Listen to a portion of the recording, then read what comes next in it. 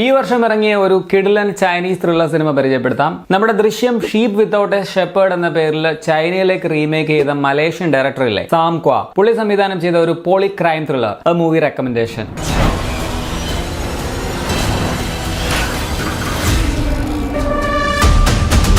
പലപ്പോഴും ഈ സ്കൂളിലെ ബുള്ളിങ് ഒക്കെ ചുമ്മാ രസമാണ്, സീരിയസ് ആക്കേണ്ട എന്ന രീതിയിൽ ഒരു ആറ്റിറ്റ്യൂഡ് കുറെ ആളുകൾക്കിടയിലുണ്ട്. അത് ആക്ച്വലി തെറ്റാണ്.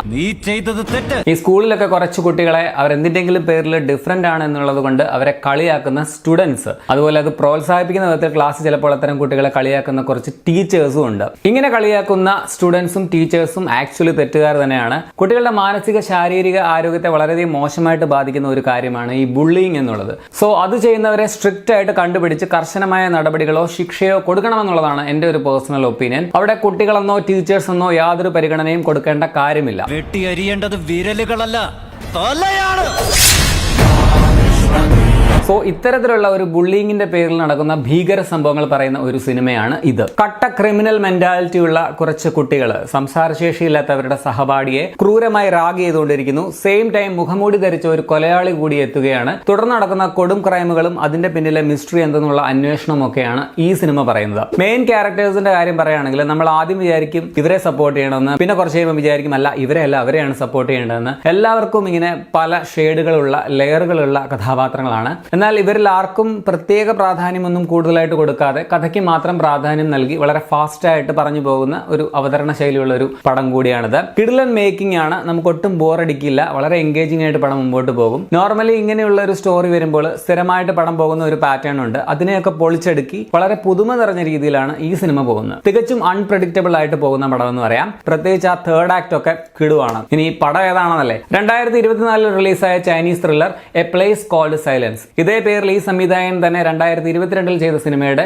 ചൈനീസ് റീമേക്ക് ആണിത്. ഈ ബുള്ളിങ് ചെയ്യുന്ന ആൾക്കാർക്ക് എപ്പോഴും ഒരു ന്യായീകരണം ഉണ്ടായിരിക്കും. അതൊക്കെ അവരെ ഭാവിയിൽ കൂടുതൽ സ്ട്രോങ് ആക്കാൻ സഹായിക്കും അത്രേ. എന്തൊരു കരുതലാണ് നിങ്ങൾക്ക്. മറ്റുള്ളവരുടെ മൂക്കും ഹൃദയവും മുറിച്ചു കളഞ്ഞിട്ട് പേഴ്സണാലിറ്റി ഡെവലപ്പ് ചെയ്യിപ്പിക്കാൻ നടക്കുന്ന ഉദാര മനസ്കരായിട്ടുള്ള സാമൂഹിക സേവകർ.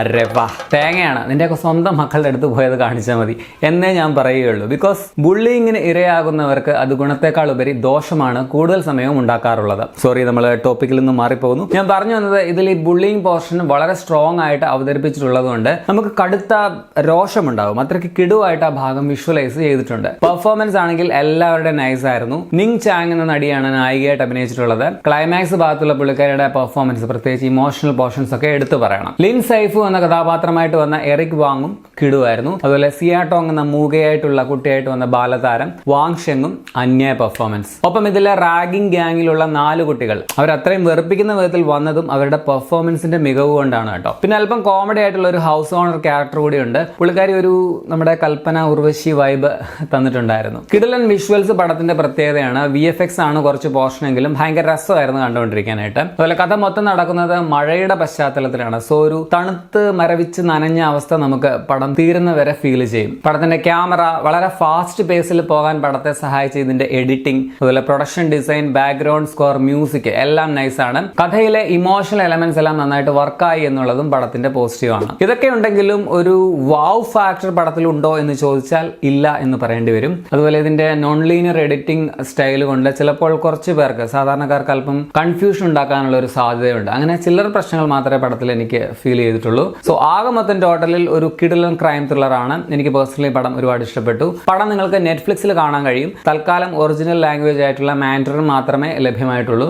ഇതിന്റെ മലയാളം സബ് ടൈറ്റിൽ ഇറങ്ങിയിട്ടുണ്ട് എന്ന് തോന്നുന്നു. ഞാൻ നെറ്റ്ഫ്ലിക്സിൽ കണ്ടതുകൊണ്ട് അതിൽ മലയാളം സബ് ഇല്ലായിരുന്നു. അപ്പോൾ നല്ല കുറെ ട്വിസ്റ്റുകളുള്ള ഒരു കിടിലൻ ക്രൈം മിസ്റ്ററി ത്രില്ലർ ആയിട്ട് റെക്കമെൻഡ് ചെയ്യുകയാണ്. കാണാത്തവരുണ്ടെങ്കിൽ കണ്ടു നോക്കുക. ഈ ദൃശ്യം ഇവിടുന്ന് അങ്ങോട്ട് റീമേക്ക് ചെയ്ത പോലെ ഇത് വേണമെങ്കിൽ അവിടെ നിന്ന് ഇങ്ങോട്ട് റീമേക്ക് ചെയ്യാവുന്ന ഒരു സ്റ്റോറിയാണ് കേട്ടോ. അപ്പോൾ പടം കണ്ടിട്ടുള്ളവരാണെങ്കിൽ നിങ്ങളുടെ അഭിപ്രായം പറയുമല്ലോ.